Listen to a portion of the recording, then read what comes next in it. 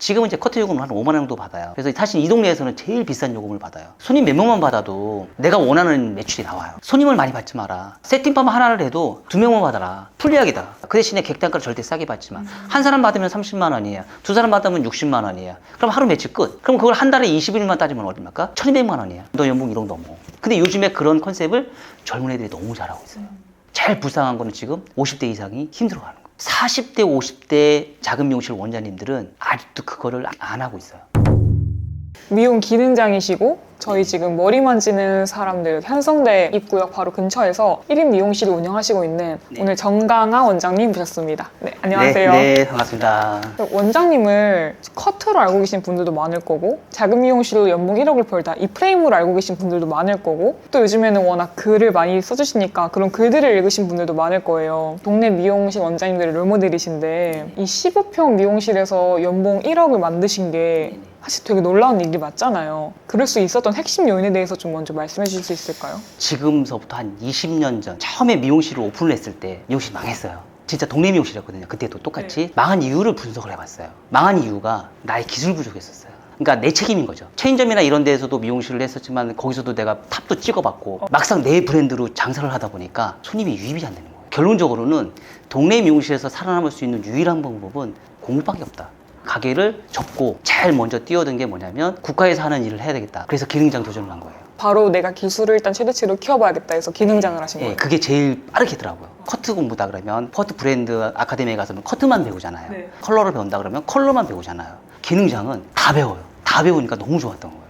들어가서 이제 공부를 하다 보니까 이제 아픔도 많이 있었고 고생도 많이 했죠. 그때가 혹시 나이가 몇 세셨을 때예요? 30대 초반이죠. 미용 경력이 10년 차가 넘었을 때. 근데 이미 내가 이렇게 경력이 있었고 네. 탑 매출을 했었는데도 불구하고 다시 배우겠다고 도전하는 게 쉽지는 않았을 것 같아요. 그쵸. 쉽지 않았죠. 네. 욕심이 좀 많았던 거죠. 제가 그렇게 부유한 집안에서 태어난 건 아니거든요. 어떻게 하면 자수성가해서 빨리 성공할 수 있을까 궁금했었거든요. 결론이 나왔어요. 죽으라 공부를 한 거죠. 나는 돈도 없고 백도 없어. 오로지 내 몸밖에 없어. 그럼 내 몸을 할 수 있는 유일한 방법은 뭘까? 공부밖에 없다. 그래서 기능장을 따시고 여기로 오픈을 하신 건가요? 그렇죠.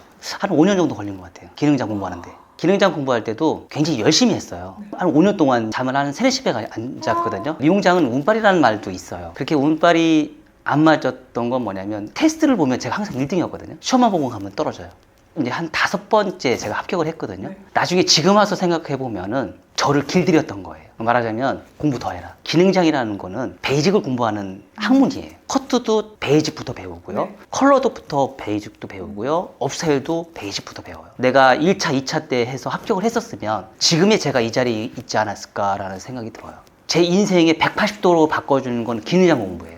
저는 베이직을 왜 중요시 따지냐면 지금 제가 오마카세 미용실을 하는 기초예요. 결국에 연봉 1억이 될 수 있었던 네네. 기초가 베이직. 예, 전 베이직이에요. 연봉 1억도 중요하지만 오마카세 미용실을 하는 기초라고 저는 생각을 해요. 그 오마카세 미용실에 대해서 좀 더 설명해 줄 수 있나요? 요즘에 이제 뜨고 있는 게 이제 오마카세라는 개념이잖아요. 네. 제가 이제 오마카세라는 미용실을 아마 전국에서 제가 최초로 쓰지 않았을까라는 생각이 들어요. 이거 얘기하기 전에 제가 이제 꿈이 있었어요. 미용을 하면서. 첫 번째가 저는 공무원처럼 출퇴근하는 거예요. 그리고 일요일 날 다 쉬는 거. 점심시간, 휴게 시간을 저는 꼭 필요했었어요. 저는 그걸 지금 다 지키고 있거든요.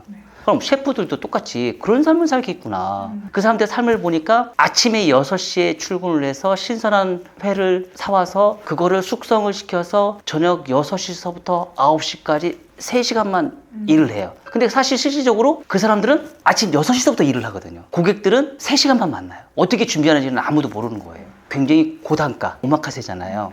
미용실에서는 이걸 어떻게 접목을 할까라는 고민을 해보니까 내가 지금까지 살아온 삶이 그 사람들의 삶인데 평생을 준비하고 평생을 준비한 건데 베이직을 다지고. 네. 그걸 평생을 준비하고 만들어놨 건데 내가 지금 오마카세를 하고 있구나라는 생각이 드는 거예요. 요리사는 준비 시간은 길지만 항상 새로운 걸 준비를 해야 되잖아요. 맞아요. 그 시간에 투자되는 시간이 너무 많이 들어가죠. 재료 준비. 이 우리 미용사들은 아침에 만나서 저녁 때까지 100% 예약제, 그리고 고객이 뭘 원하는지 원하는 대로 다 해드리겠습니다. 저희 미용실에 오시는 고객님들은 디자인은 비슷한 것 같은데 똑같은 머리가 단 한 명도 없어요. 다 맞춤형으로. 네, 맞춤형이에요. 그런 식으로 컨셉을 잡아서 미용실을 운영하다 보니 틀을 손님들이 못 깨요. 제가 틀을 못 깨는 게 아니고 제가 손님들한테 최상으로 맞춰주기 때문에 그 손님들이 저한테 벗어나지 못해요. 그런 시술적인 것과 그리고 서비스적인 거에 대해서 원장님이 준비하시고 제공하시는 거에 좀 더 자세하게 설명해 주실 수 있나요? 오랫동안 평생 살면서 공부가 이제 몸에 배어 있잖아요. 네. 요즘에 커트를 이렇게 보면 전체적으로 질감을 위주로 커트를 하고 네. 라인이 없는 커트를 너무 많이 해요. 우스갯소리로 제가 그런 말을 하거든요. 중국보다 커트를 못한다. 정말 못하거든요. 라인이 없어요. 근데 저 같은 경우는 이 선의 중요성을 굉장히 많이 따져요. 손님들이 집에서 손질을 안 하고 머리만 툭툭 털었을 때, 말리기만 했을 때 디자인이 나올 수 있는 구조가 무엇일까라는 걸 고민을 해봤어요. 선이거든요. 제 커트는 무조건 3개월 가요. 일반 미용실에서 커트를 하면 일주일에서 2주밖에 못 가거든요. 특히 남자 커트. 남자 커트도 똑같이 저 같은 경우는 한 달 이상은 굉장히 편하거든요. 라인을 잡는 거를 연구를 하다 보니까 손님들이 저한테 벗어나지는 못해요. 첫 번째가 그거고, 두 번째는 객단가를 올려야겠다라는 생각을 한 건 뭐냐면 10년 전에 일본 사람들이 많이 와서 하는 강의를 제가 많이 들었어요. 저 사람들은 왜 예약제를 운영을 하면서 가격이 높게 할까라는, 손님들한테 정말 최선을 다해서 해줘요. 맞춤형으로 정말 최선을 다해서 퍼펙트하게 시술을 하는 걸 제가 느꼈고, 자기가 한 일에 대해서 절대 싸게 안 받아요. 그 가치만큼. 예, 정당하게 주장해요. 저는 이게 너무 좋더라고요. 그럼 나도 정당하게 요구를 한번 해봐야겠다. 저 사실 동네 미용실이잖아요. 손님들한테 얘기를 했어요. 저는 서비스가 없어요. 저 위에 보면 성북동이거든요. 성북동에 사시는 사모님들이 많이 오세요. 예, 그 사모님도 집에 가면 일할 것 같아요? 일 안 하세요. 서랍 열고요. 가방 넣으시고 가운 입으세요. 제가 굳이 안 해도.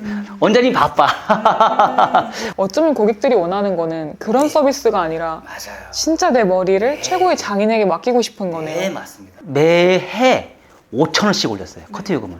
100당 올릴 때가 제일 힘들 때가 언제냐면 3만 원에서 3만 5천 원 올릴 때가 제일 힘들었었어요.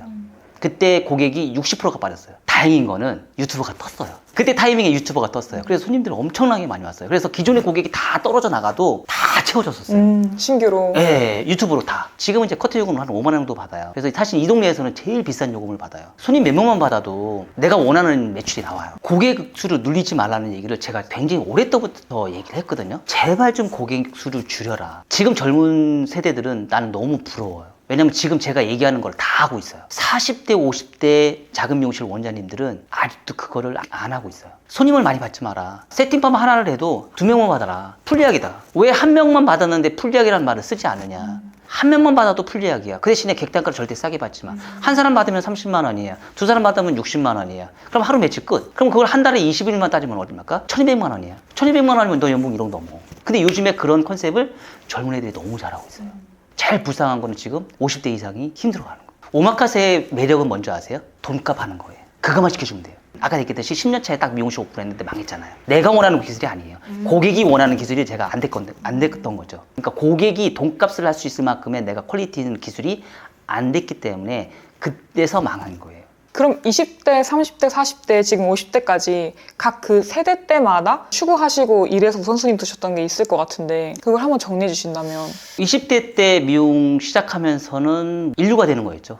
뭐 항상 꿈이 크죠. 일단은 서울에 올라와서 청담동을 들어갔어요. 네. 연예인 머리를 할 거야. 청담동이 박봉이잖아요. 그래서 중도에 포기를 했어요. 30대는 초반까지 방황을 되게 많이 했었어요. 미용실을 이제 오픈을 했죠. 살롱 원장이 되고 싶었죠. 직원들 많이 써서 싸게 해서 직원이 돈을 버는 시대잖아요. 안 되겠다 싶어서 가게를 접고 30대 중반서부터 미친 듯이 이제 공부를 하기 시작한 거죠. 제 인생에 가장 힘든 시기예요. 경제적인 게 가장 힘든 시기예요. 30대 후반에 이 미용실을 차렸어요. 가게를 딱 차렸는데 내가 지금까지 보지 못했던 매출이 나오는 거예요. 너무 깜짝 놀랐어요.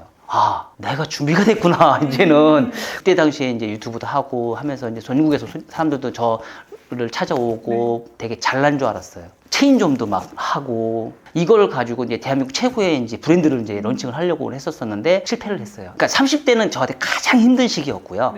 40대는 가장 어떻게 보면은 일을 많이 하는 시기예요. 그때 책을 제벌써 한 4권을 썼고요. 사실 지금 이 밑에 있는 커트 베이직이라는 이 책은 한 6년, 7년 정도 걸렸어요. 그 이제 원장님께서는 경영을 그때 이제 배우셨다고 하셨잖아요. 어떻게 하다 보니까. 근데 결론적으로는 원장님이랑 맞다고 생각하신 거는 오마카세 미용실을 내가 운영하는 거. 아니에요. 맞다고 생각하면 안 돼요. 시대는 흘러요. 지금 60대, 70대 세대와 50대 세대와 30대, 40대 세대, 저는 이렇게 세 분류로 나눠요. 60대, 70대 세대는 직원이 돈을 벌어주던 시대예요. 50대는 프랜차이즈화 시대예요. 공부보다는 경영이 우선이 되던 시대예요. 근데 이 세대들이 지금 제일 힘들어요. 제가 그런 세대이기 때문에 저도 그렇게 해서 프랜차이즈를 10개까지 제가 오픈을 했고 네. 그때는 그랬었죠. 지금은 바뀐 거죠. 그럼 이 다음은 혹시 어떻게 예상하세요? 지금까지 몇천 년을 거쳐서 도제식 교육을 했었어요. 코로나 이후로 완전히 무너졌어요. 사람들한테 공부하는 세대가 아니에요. 이제 앞으로는 AI 시대예요. 말로 떠는 시대가 아니에요. 문서로 남아 있어야 돼요. 디지털화해야 돼요. 미용사도 우리는 이제 행동이라고 좀 더 행동이 가까웠다면 앞으로 오는 시대에는 나의 정보와 지식을 정리해야 하는 시대다. 네, 그렇게 바뀌어야 돼요. 아무도 경험해보지 못한 세대예요. 지금 미용을 하고 있는 우리는 어떤 걸 준비해야 될까요, 앞으로? 준비해야 될 건 뭐냐면 휴대폰을 가지고 놀아야죠. 근데 이제는 디지털이랑 친구가 모두가 돼야 될 수밖에 무조건 없다. 돼야 돼요. 내가 가지고 있는 지식을 어떻게 디지털화할까? 이게 중요해요. 지금 거의 30년 가까이 하신 거잖아요. 그 시대의 흐름에 맞게 누구보다 빨리 그거를 예지하시고 그거에 맞게 적응하시고 또 결과를 만들어내시고 그거를 무수히 해오시면서 계속 변화하시는 게 너무 인상적인 것 같아요. 처음부터 난 이거야 라고 나를 가두시지 않고 계속 시간의 흐름에 맞게 그 저장하시는 방식이 조금씩 변형하고 계시잖아요. 그거에 대해서 이화에서 한번 진하게 풀어보면 너무 좋을 것 같습니다.